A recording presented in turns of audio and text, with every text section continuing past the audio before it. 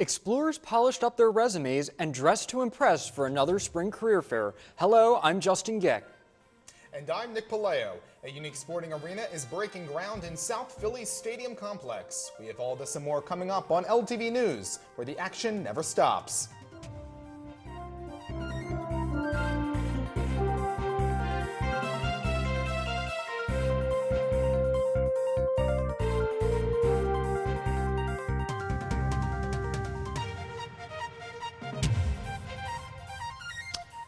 Hello and welcome to LTV News, where we bring you everything from 20th and Olney Avenue, Philadelphia, and the world. There is a lot to catch up on in the next half hour, as Dave Roberts had the chance to sit down with the Vice President of AST for this week's interview. So let's hear the buzz around campus.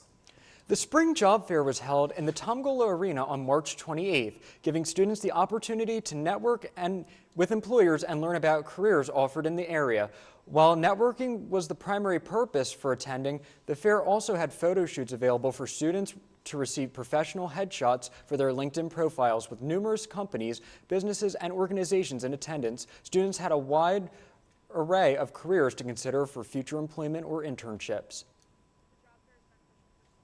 At LaSalle, because it's a great way for them to be able to network with some really great employees in the tri-state area. So it's just really good for networking, and it's always good to follow up with an email after you talk with an employer. It increases your chances of getting hired. So yeah, the career fair is a great learning experience for students. Students didn't travel far to Comic-Con this year, thanks to Comic Fest After Dark by Late Night LaSalle. Explorers joined forces and collected new comic books, battled each other in bingo and trivia, and won prizes like the Nintendo Switch, a gaming chair, Batman's cowl, and other small comic items. Students also had the opportunity to meet comic book artist Will Torres. Some were lucky enough to win some of his giveaways, while others had to buy his items.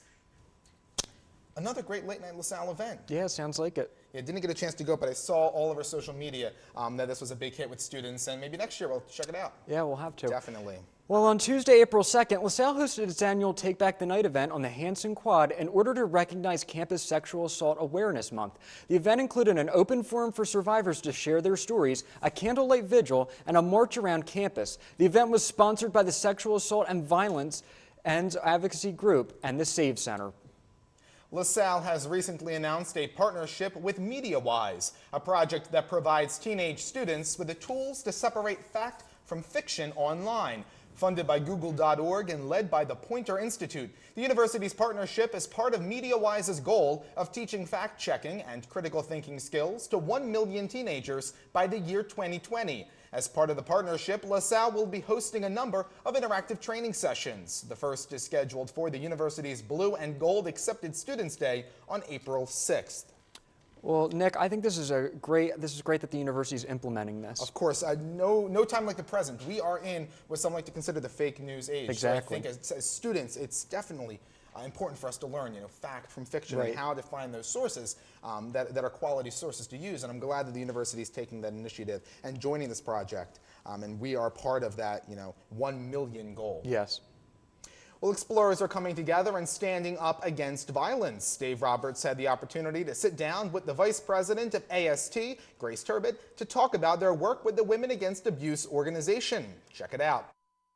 So this weekend, or last weekend on Saturday, we had an event here at LaSalle. Can you explain what it was and what you had to do with it? Yeah, so my sorority, Alpha Sigma Tau, we held our first annual philanthropy walk this past Saturday to raise awareness and donations for our local philanthropy, which is an organization called Women Against Abuse.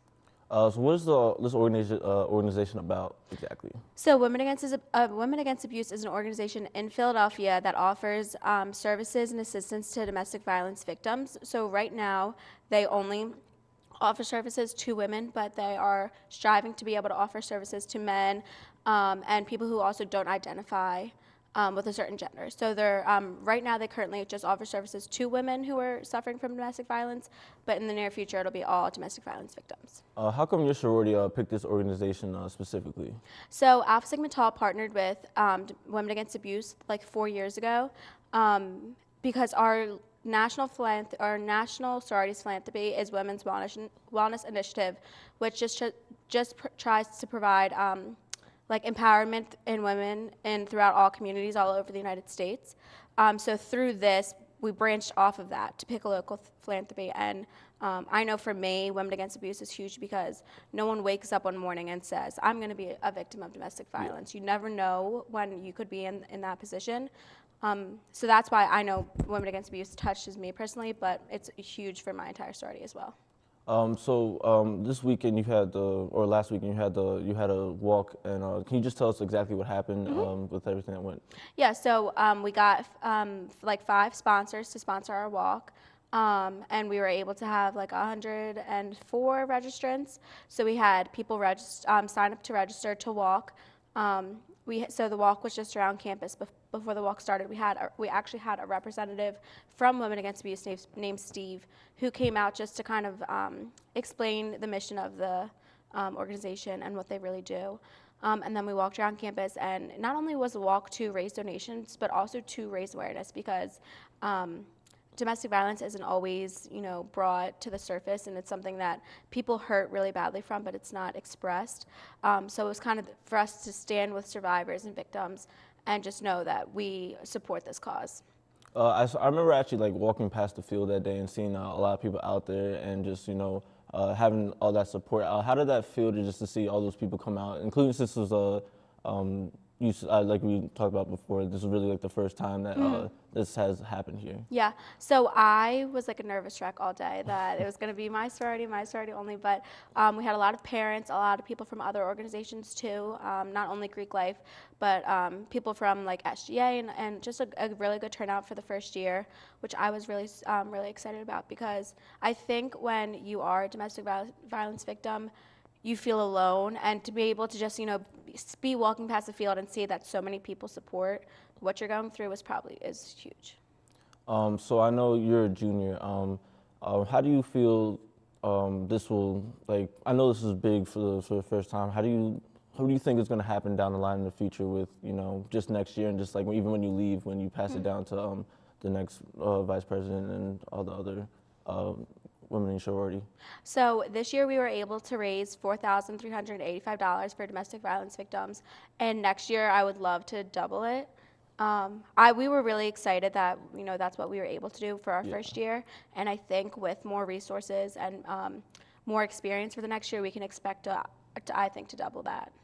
Now, I know when we talked before, you talked about how not only it's important just to show like the philanthropy, because a lot of people get Greek Life just wrong off like in general, because the way that it's depicted in films and TV, it's not really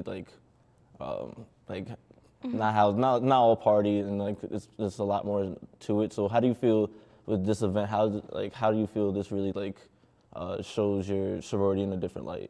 So I think people often have that mentality, like you said, that all sororities and fraternities do is party, and they pay for their friendships, and that it's not true. So I think that it's a good way to represent the philanthropy work. It was a good way to represent the philanthropy work outside of what people see in movies and see or hear from other people on campus. So I think it shined a light on what our sorority does and what values we hold, because empowerment is a true value that we hold to the highest degree, especially empowerment for women. How important do you think it was for, not only for this event to happen, but just for the time that it is now, for a lot of Time's Up movements of the Me Too movement? How important do you think it was for this organization to come, around this time? So I know in the surrounding areas, there was actually a really bad domestic violence case where a woman had an order of protection against her ex-husband, and he, unfortunately, as soon as it expired, killed her. So I think in this time, violence is just rising, and I think what the representative from Women Against Abuse had to say was, we can't prevent it, but we can take a stand and pledge our hands to never raise your hands in violence. So I think that with the violence that's rising, now we can't prevent it, but we can do everything we can do to be aware of what's going on and signs and symptoms of people who are going through stuff like that. How can you get in contact with anyone from Women Against Abuse? So they have a website. It's going to be either womenagainstabuse.org or WAA.org. And they also have, they are located right on Broad Street in Center City, so you would be able to get their address right online. And they also offer a domestic service hotline. So if you are like in a crisis and you don't feel comfortable calling the police, it's a completely confidential hotline you can also get help from. Well, I'd like to thank you for coming in and talking to me about this. Thank you guys. This is like a really important thing, so it's very special, so thank you for that. Yeah, thank you. And I'm going to send it back to the desk. Well, Nick, that was great. It sounds like a great fundraiser and all that, and I'm glad that a lot of people ended up, coming out and supporting. I know that she was a little bit nervous about that before she went over. Yeah, it was really great to see fellow organizations come out and really support, because that's what being an Explorer is all about, helping our fellow organizations out. And I know they might not have reached quite their goal, but they really plan on next year expanding their efforts and really making it better and better.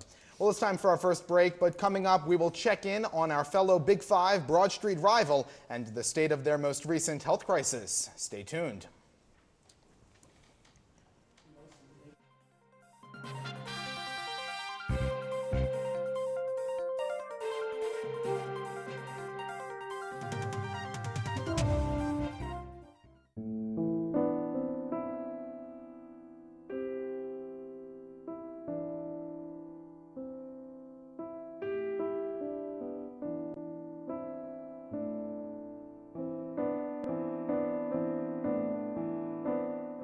I think that a healthy body image means that, you are comfortable being the best you that you can be. I think it's also part of the mental mind and how a person feels that they're perceived, because if they're confident, it's going to show in the way they act, how they dress. If you're happy with how you look, you're comfortable, that means you're happy and you're healthy. My ideal body image would be one where someone's healthy and happy. If you or someone you know is struggling to maintain a healthy body image, visit the National Eating Disorder Association's website at www.nedawareness.org.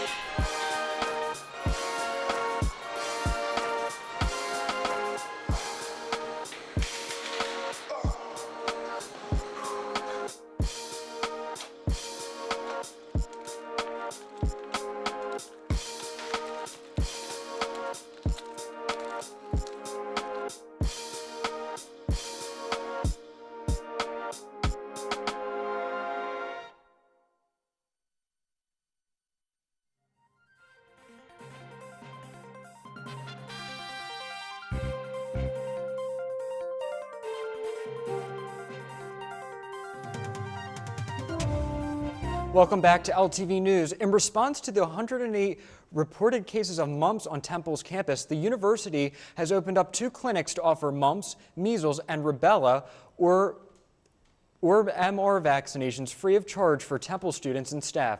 On the first day of the clinic, nearly 2,300 vaccines were administered, with that number growing on the clinic's second day. In total, the clinic saw over 4,800 students and staff receive the vaccination. The Commissioner of the Philadelphia Department of Health, Tom Farley, has advised members of the community surrounding Temple to check their immunization record and go to the clinic for protection if necessary. The MMR vaccine was created in 1967 and contains 2 strains that kids typically get in 10 months and 5 years. The first ever esports stadium is being built in Philadelphia with the goal of opening in 2021. The $50 million stadium, titled the Fusion Arena, will be built to host the city's Overwatch League franchise, the Philadelphia Fusion. The 60,000 square foot arena will be located right next to Xfinity Live in the stadium complex. As well as acting as the home venue for the Philadelphia Fusion, the arena will also be available to host esports events and music concerts. It's reported that Comcast Spectator expects it to host around 120 events on an annual basis. Dave Scott, chairman and CEO of Comcast Spectator, says, quote, Fusion Arena gives esports fans a best-in-class venue to call home and be proud of. Beyond competitive gaming, it's a stunning facility that will host a wide array of events. This looks really cool. It does. You know, I catched like that thing on television, and to have our own stadium here, I mean, that's really something. I can't believe it. Yeah, it really will bring in more traffic because Exactly. we're the first in its kind to have this sort of esports arena. So it's really cool to see, you know, in the next couple of years as it's being built down in South Philly, you know, what's going to come of this. Exactly, Yeah, yes. really exciting. Well, 3 branches of the True Family Dental Clinic in Philadelphia have been shut down by the Department of Public Health after it was reported that they were using the instruments that were not properly cleaned. Going back to January 2017, patients were unknowingly exposed to diseases such as HIV, hepatitis B, and hepatitis C. The health department has stated that they were unaware of how long these exposures have occurred. So they strongly recommend anyone who has been a patient at one of these locations to get tested. Fortunately, the health department does not know of any infections that have occurred at any of these locations, and they have informed any patients who may have been exposed. Philadelphia, a city known to have the highest opioid death rate of any large U.S. city, has announced that it could become the home of the first supervised drug injection site. An organization known as Safe House allows patients to use illegal drugs under medical supervision and provides intervention in case of an overdose. Safe House is set to sign a lease in Kensington, but plans to open up many locations across the city. This has caused controversy in Philadelphia, with a top prosecutor filing a lawsuit against Safe House in order to prevent the opening of the site. Regardless of the lawsuit, fundraising remains problematic. Safe House has raised roughly $200,000, but it will take a total of $1.8 million to fully operate in its first year. An additional $800,000 will be required every year following. After this last break, a family is taking their babysitting needs to the next level with an interesting nanny request. We'll be right back.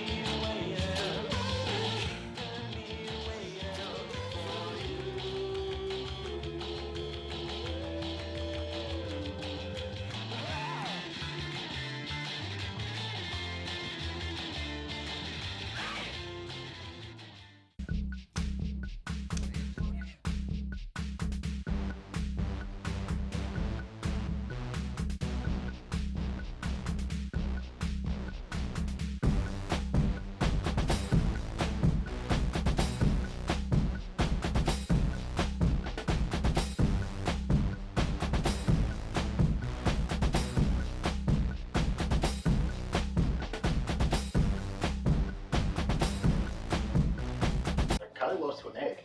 An egg? An egg. How does a general lose to an egg? The internet to an egg. You know, there is a show for that. It's called Backstage Pass. See the new library plan? No, I haven't. Yeah, they're doing stuff in the library. Huh. In the library? Yeah. The new library. You know, there is a show for that called LTV News, where the action never stops. I wonder how the basketball team is. You know, there is a show for that called Sports Line.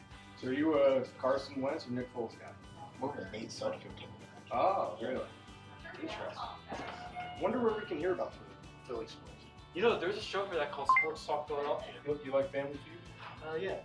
You like all shows like that? Yeah. I wonder if LaSalle has a show like that. That'd be kind of cool. There is a show for that called Q&A. I really wish that we could just display our talents. Yeah, me too. There is a show for that called Explorers Got Talent. All this and more on LaSalle TV.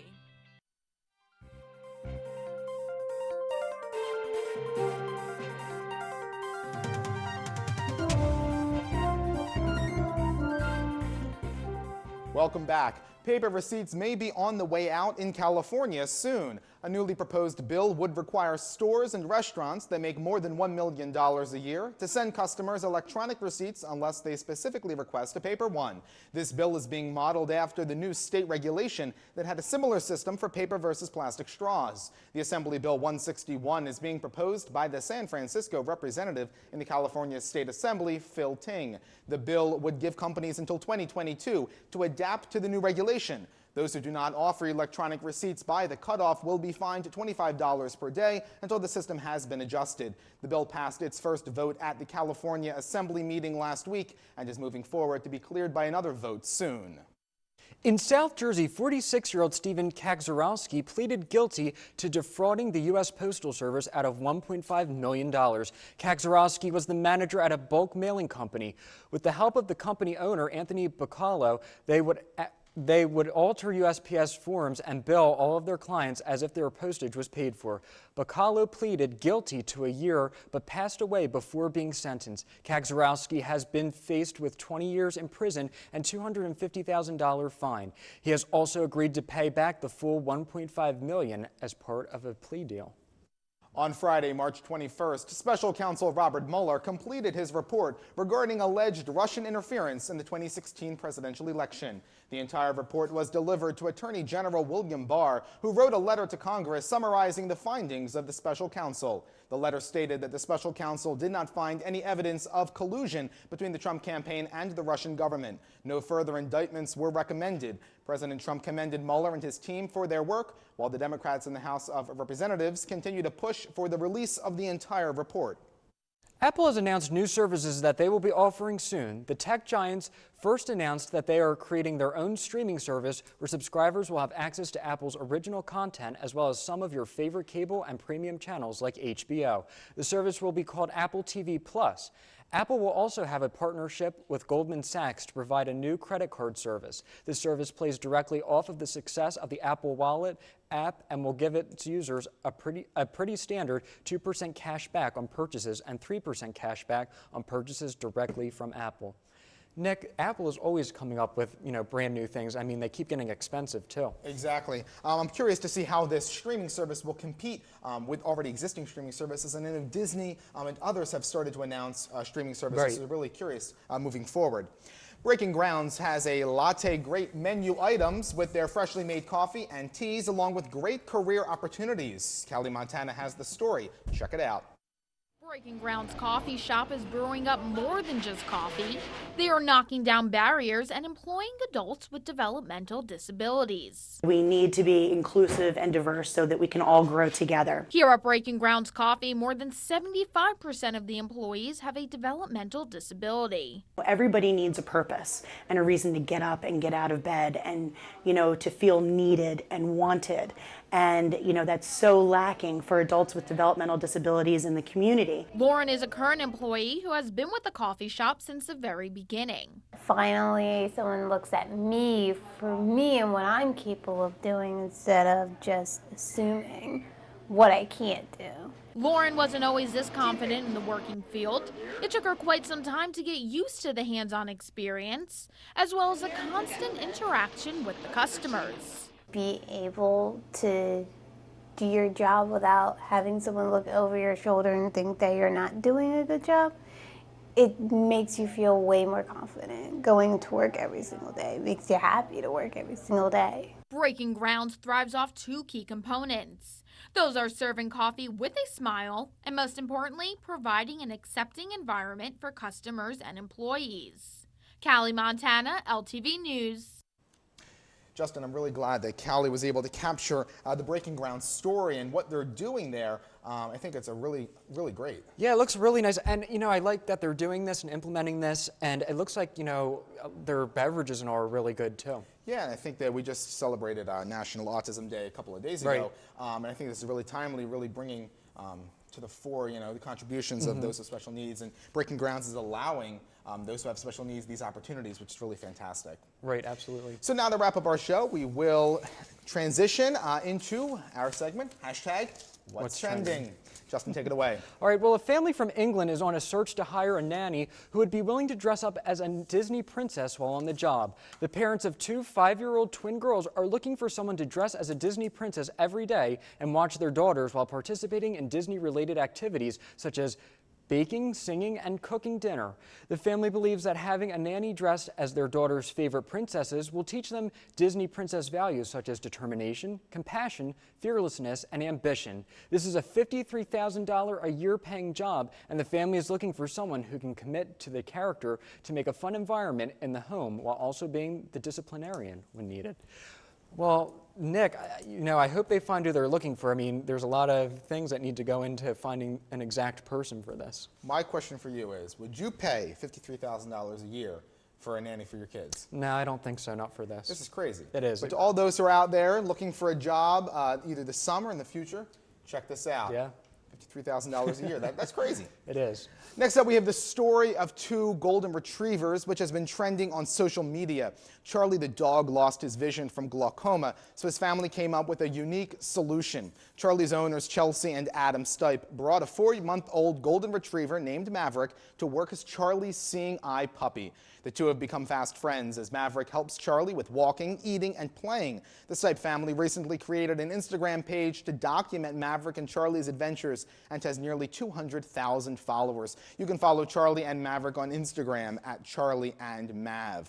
Well, I know what I'm doing as soon as we finish. Yeah. As soon as we finish filming tonight, finding this Instagram account. These stories are amazing. This is why we do what we do. Exactly. Stories like this, stories that tug at our heartstrings. Dogs helping dogs. You can't get I more mean, pure than this. I know. I was astounded by that. I couldn't believe, a blind dog, and it's unbelievable. What, Look at this picture. Look at the two of them just guiding. Yeah. Maverick guiding Charlie along.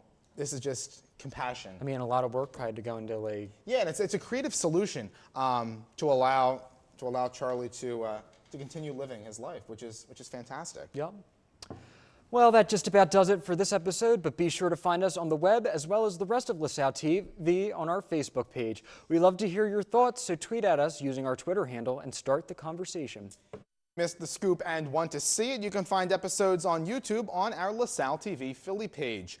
Until next time, for Justin, Dave, and the entire crew, I'm Nick Palayo. Thanks for watching LTV News, where the action never stops.